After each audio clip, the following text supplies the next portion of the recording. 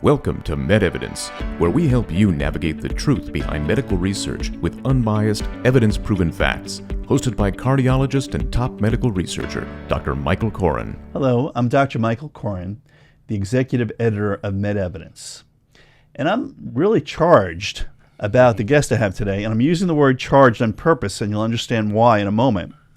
But we're fortunate to have Dr. Dan Schlager join us in the studio today.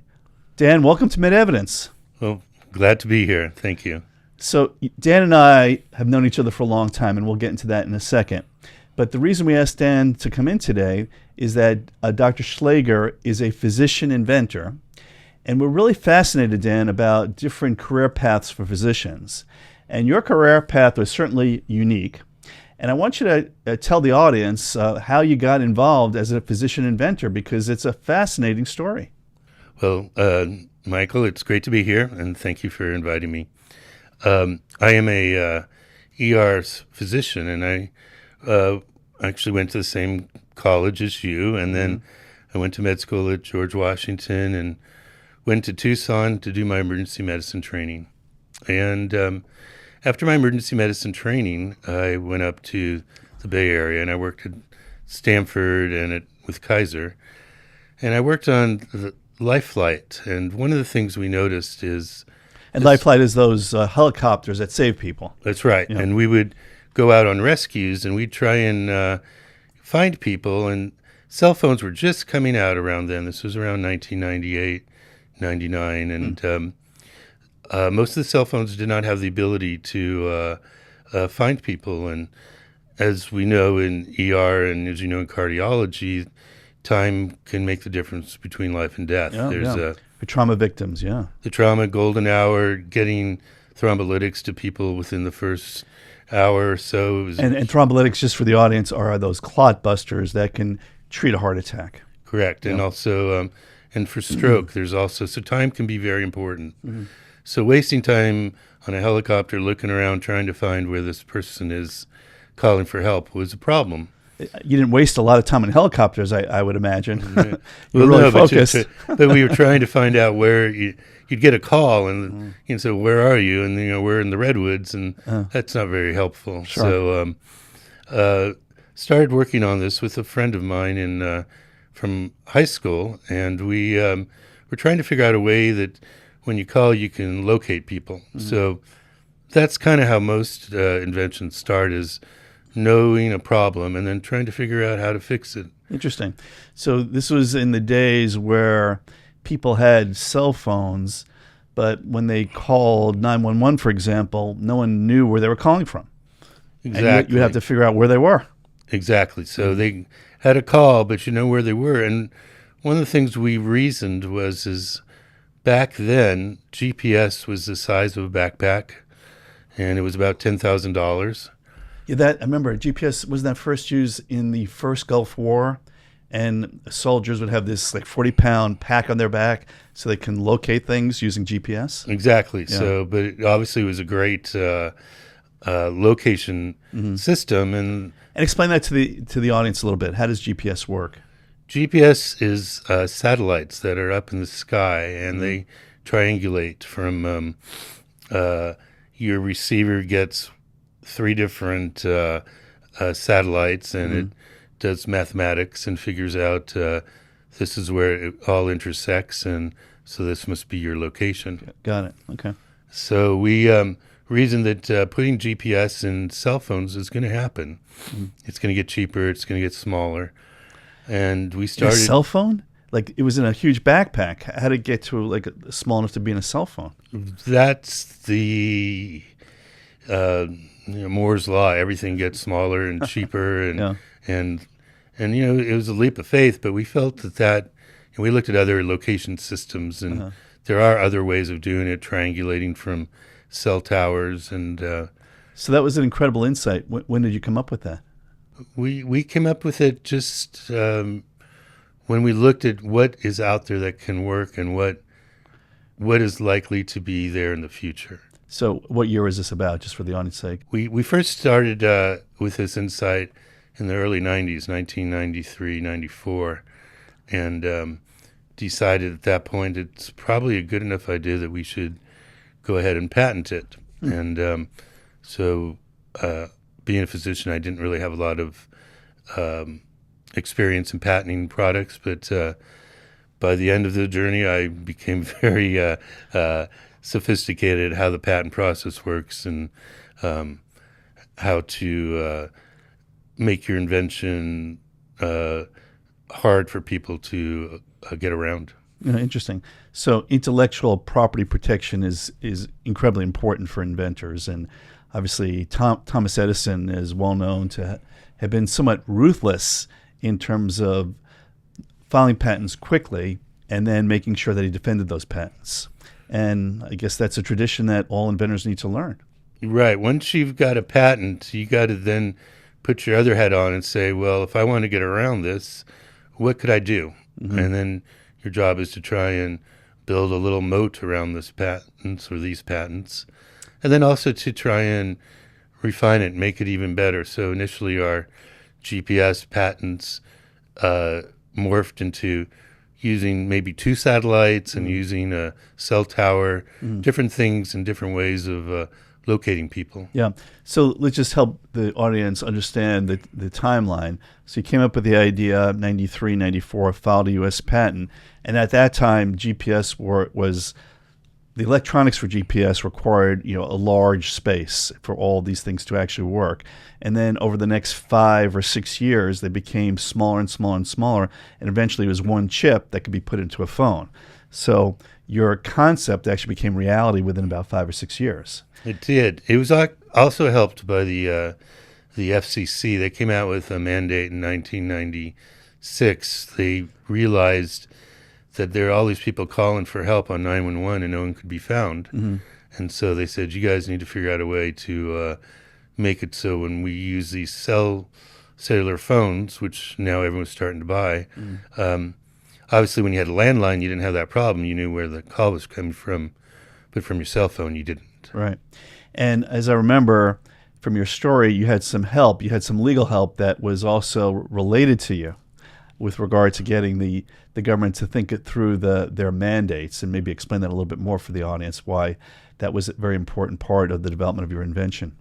Well, legal help was, I had my brother who was a big proponent who helped me with the law, but you need big law firms because you're fighting a big people. And we also got what was called patent insurance, which we actually had up to $3 million in patent insurance, which, as my lawyer said, well, that's a good start. That'll cover my initial consultation. That's right. And so if you get into this, they call this the sport of kings for the reason that it takes a king's ransom to play this game. Interesting. So tell the rest of the story. The patent's out. The technology moves in your favor. People can now locate folks in trouble using GPS and just telling their phone that they're in trouble. And then what happens? Well, I guess there's a couple of stories. There's our story of how we, our trials and tribulations of, protecting the patent, but also the technology. And it's pretty interesting because Motorola actually had a GPS division and they had a cellular division, and they didn't talk to each other. And they just didn't realize that you would think they'd be the obvious people to put these two together, but they didn't. And we kind of had a naive look at this and said, wait, these can go together. And so we started making some prototypes and showed that it could work. And we went to trade shows and we went to the FCC to try and make things favorable, because initially rules were not written well for GPS being the solution. But eventually, one of the big players in this was Qualcomm, and they bought a company called Snaptrack. And one of the things that they did is they had the ability to locate indoors. And that was the other problem with GPS, is because it's satellites outside, you could not be located indoors very easily. So now there were solutions that worked indoors and outdoors, and cell phones could find people. Yeah, so you can find people in a redwood forest and also in a mall. Right, right. And you need to do both. Yeah, interesting. So tell us a little bit about other applications for these technologies and ideas. I know you worked on defibrillators, for example. If a defibrillator went off, you can find out where that occurred. I think you did some stuff with automobiles as well. Yeah, we tried to merge this idea of when calling for help, when would it make sense? So we thought putting this into a defibrillator, if you're obviously defibrillating someone. And it's the shock people get when their heart stops. Exactly. Mm-hmm. And so if you're going to do that, you're probably going to need paramedics coming as quick as possible. So why not put that into the machine? And so we built a machine, and we went up to Medtronics and showed them that device. And then we also realized, well, maybe you should put this also in smoke alarms and carbon monoxide alarms. So if it goes off, you can make the call for help, kind of bypassing the person to have to make the call for help. Interesting. Yeah, make the system much more efficient. And how about in cars? GPS is used in cars all the time. I know you did some work there. Yeah, we looked at cars, and GPS initially was used a lot more in cars because, the size wasn't an issue. And so they would put it, so OnStar had a system where if you got in a crash, it would activate the GPS system and give you your location, and hopefully help would be on the way. Yeah, interesting stuff. And so more recently, you've been delving in other inventions, also looking at electricity. We talked about defibrillators just a second ago, so maybe tell the audience a little bit about some of your more recent research. One of the newer products and goes back into the ER of, having patients that came in that were struck by lightning, and trying to figure out, is there something we can do to help these people prevent this from occurring. Do you see that a lot? People getting lightning strikes and injuries related to that? Well, and when I was in Florida, we actually saw it. I mean, that's why the hockey team is called the Lightning. It's the there's that alleyway where you get a lot of lightning there, and actually in Tucson we have these monsoons where lightning happens, and it was a problem that I had a couple patients, and so I was trying to figure out how we could fix this, and so I started investigating that. So tell us a little bit more. I know that you got into some really interesting research on ways of diverting the lightning from the critical organs. So tell us about that whole approach. Well, I read some Japanese research where if they struck these mice with lightning at a certain amount of energy, they all died. But if they put a copper wire along their back, they all survived. And I was like, well, that seems fairly simple. And so we started looking at different airplanes. And airplanes have these nose cones where the radar goes, and it can't be enclosed, otherwise the radar doesn't work. And so they have these little lightning diverter strips, kind of like ribs around your heart, that divert it, and so it goes past the radar cone, and the electricity goes down the fuselage and diffuses on the airplane.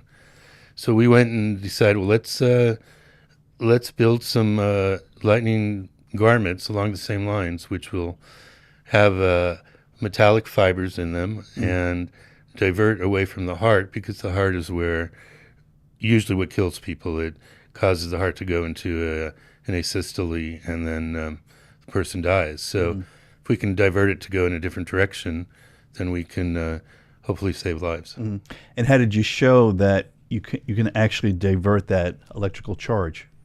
We had to go to Anaheim. There's only a few places actually in the world where they have lightning labs, and there's these. So actually labs that study lightning. Right, and it's usually for airplanes. Oh, okay. So these guys kind of looked at us a little askance when we showed up. We want to do this with a mannequin. For clothing.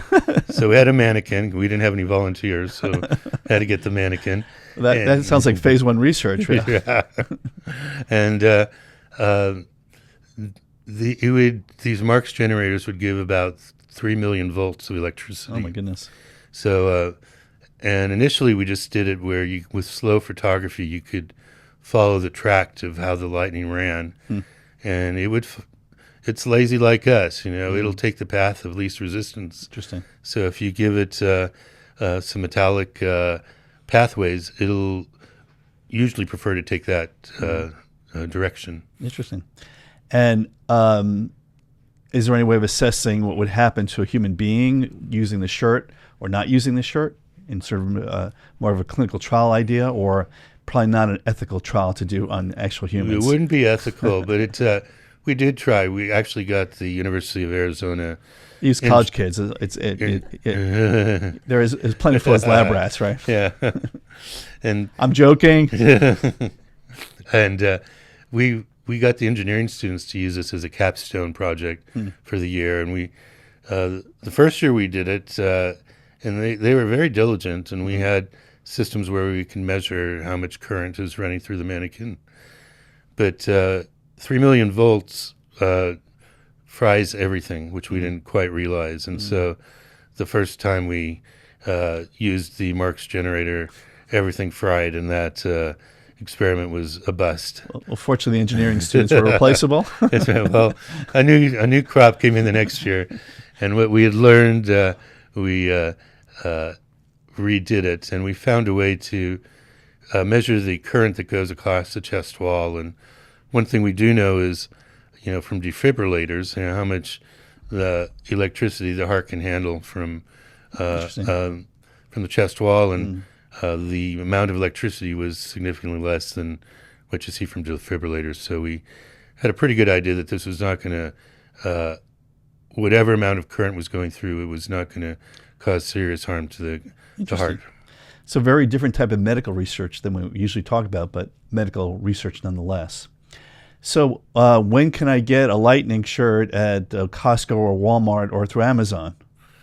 Well, we are talking with certain companies, and it's one of these scenarios where you can't, we don't really want to be the manufacturer and go up against Nike and Adidas. We want to have a good strategic partner, get it out there and do some testing and make sure it works. We kind of fun is we have talked with a lab in Colombia, the country of Colombia, and they have a very sophisticated lab there. One of the reasons is because it's one of the places in the world where a lot of lightning occurs, and they lose 1 or 2 soldiers per month due to lightning.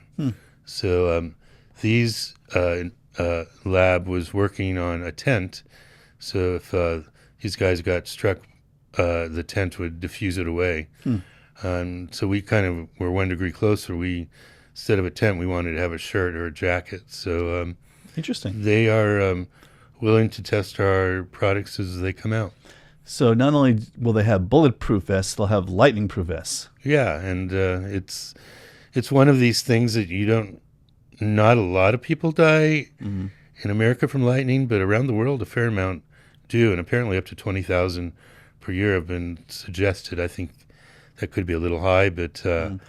But you mentioned boaters and people that do a lot of things outdoors may want to have a lightning shirt when the environment is such that could be a risk.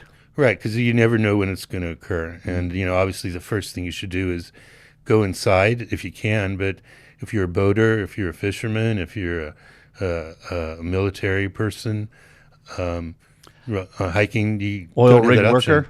Oil rig worker, yeah.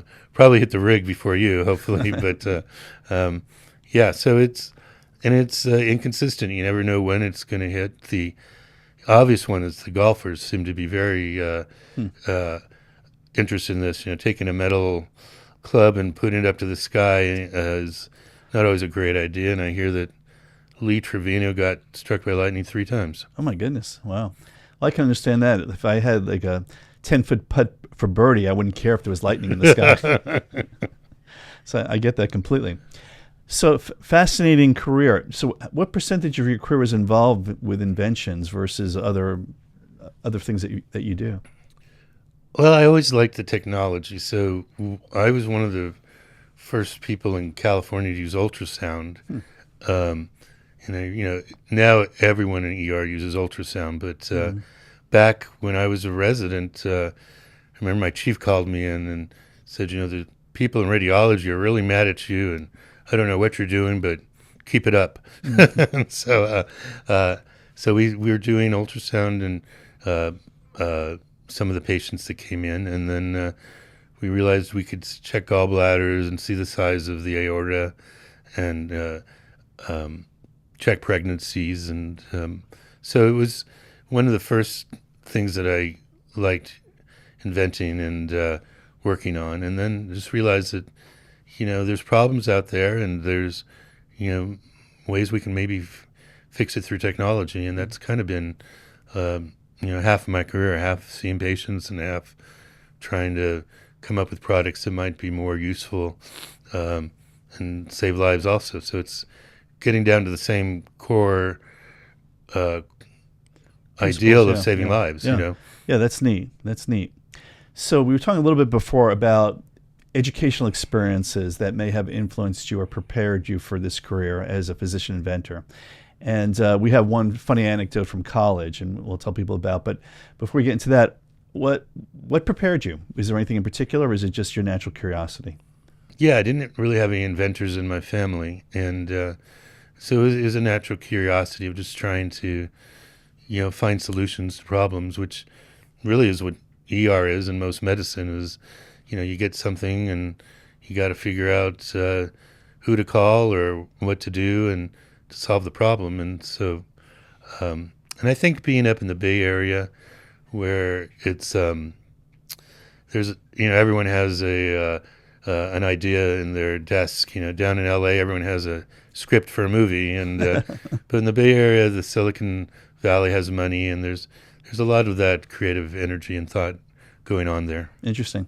So you mentioned that we went to college together, and there's a really pretty interesting anecdote that we shared during our second year in college course in biology, where we were learning about molecular biology. I don't know if you want to set the scene for people, but it's actually a pretty amusing anecdote. Well, I'll set the scene partly because it was confusing to me, and it was a hard class. And I remember we were getting near the final, and you were pretty relaxed, and I was like a little frantic, and I said, Mike, can you help explain some of these things to me?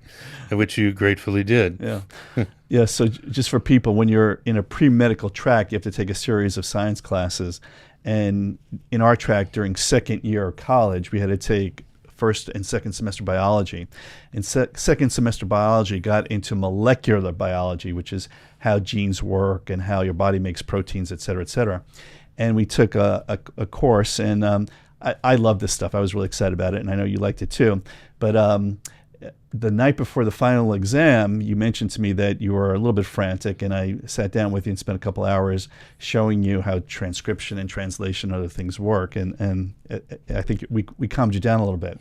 And then we got to the test next day, and just describe what that was like. Well, it's one of these big lecture halls, and we got these little blue books, and it was a very comprehensive test, apparently 30 pages or so. And so you really had to work fast. Yeah, so it's interesting. I remember that really clearly, that it was a strange test where there were all these pages, literally close to 30 pages, and the top would say, describe what you know about the translation of genes. And oh my God, so I remember just writing, going on and on. And from my particular experience is that I was trying to record everything that I knew, and I'm writing frantically, and then I look at my watch, and there's only 20 minutes left of a 3-hour exam. And I'm freaking out because I've only finished a third of the exam. And I remember just going through that test as quickly as possible and just writing a few words or a sentence about what I knew about each question. But despite that, I didn't finish the exam. In fact, I only got about 2/3 through. So what grade did you get on that exam? I got an A-, Michael. Okay. And I got a B+ on it. So the guy that was teaching, the other guy, actually got a lower grade than the guy that was more succinct in their answers. So that's always been a great take-home lesson to me. It doesn't matter how much you know. It matters how much you can express in a limited period of time. And I try to use that as a lesson for MedEvidence, where we get into a particularly deep or something that can be incredibly comprehensive, but get a message across that people can consume in a limited period of time. So hopefully that's some learning that I had, and hopefully that affected your career as well. Well, just knowing I got an A- and you got a B+ was, one of the great moments of college. So the other punchline of the story is the professor who was involved with this testing. He was actually a young professor. He was really, really cool. I remember he wore cowboy boots to his lectures, and we thought he was a pretty neat guy. But he was really inexperienced. He was older than us. We thought the world of him.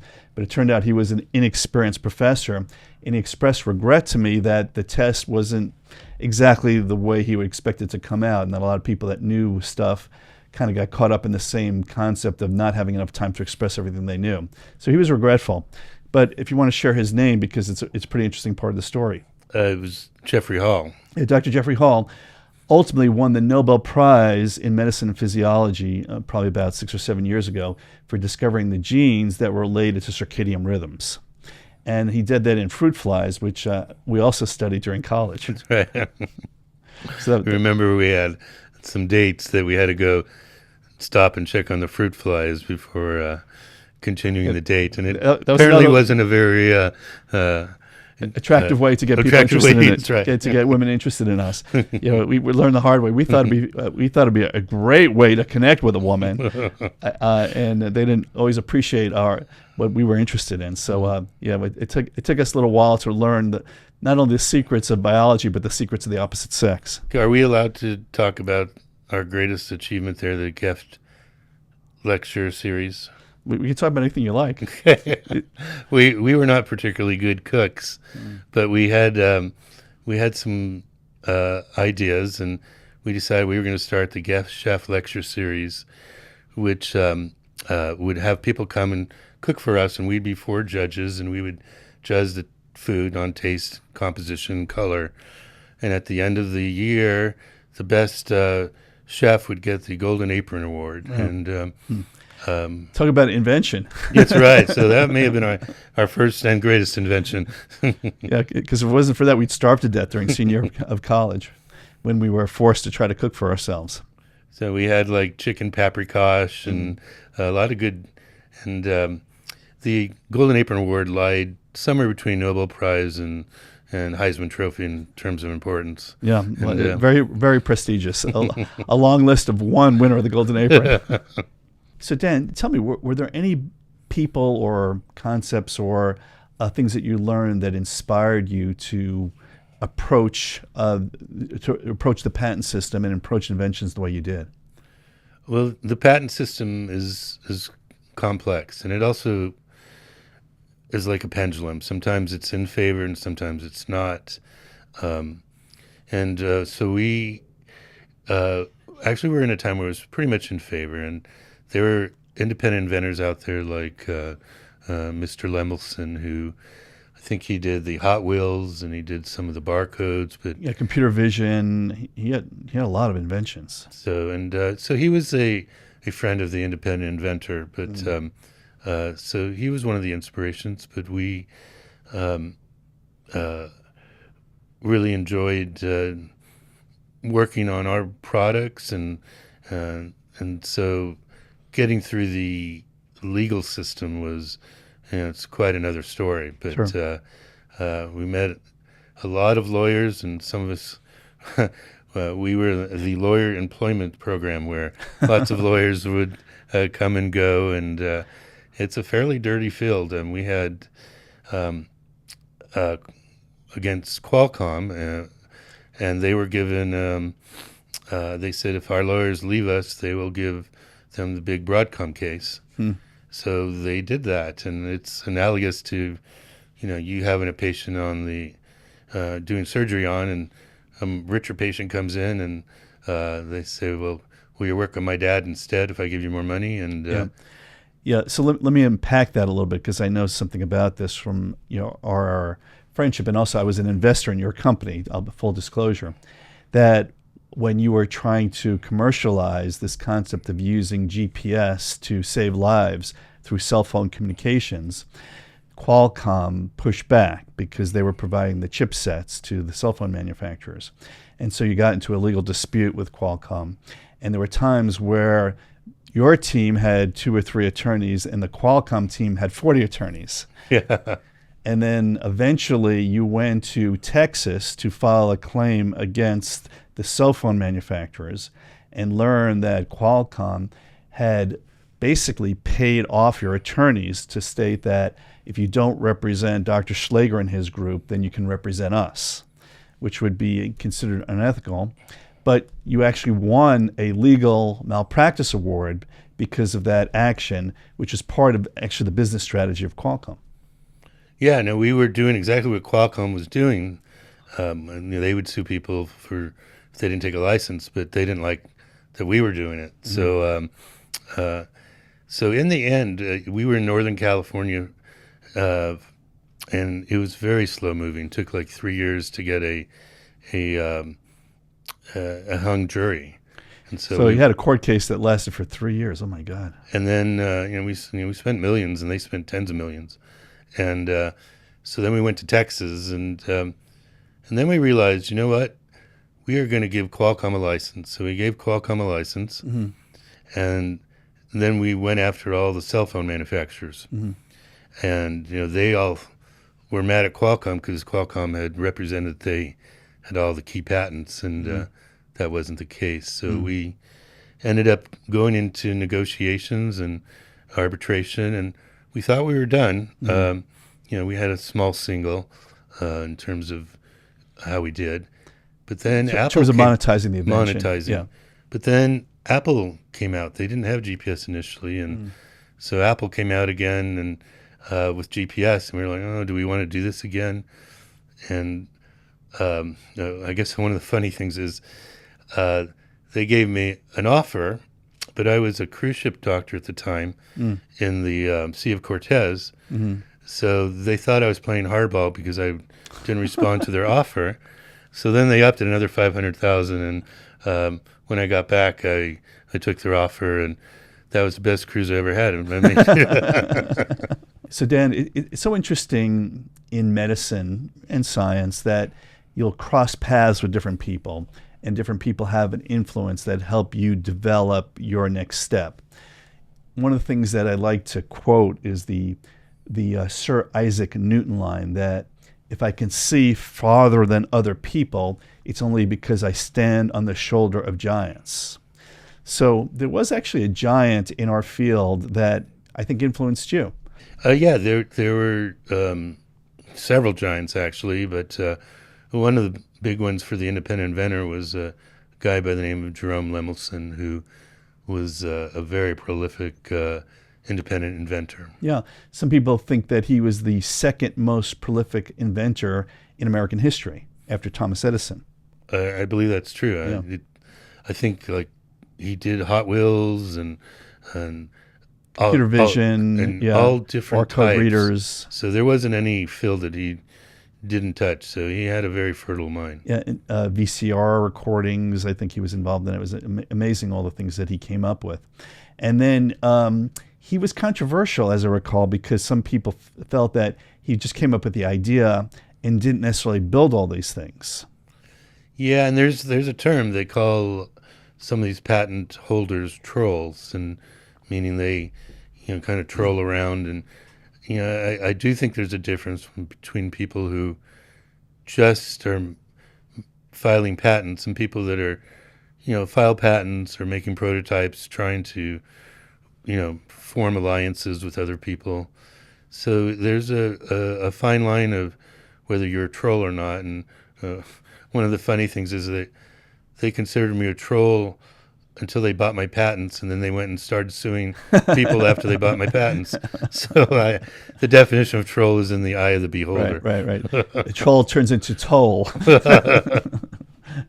So one of the interesting things about this story is that I first learned about Jerome Lemelson through you. And then during medical school, there was something called the Lemelson Foundation. And Jerome Lemelson and his family apparently gave a fair amount of money to MIT, which is one of the institutions that I learned at. And that was fascinating to see how the money that he made through inventions went back into academia to support research. I thought that was pretty cool.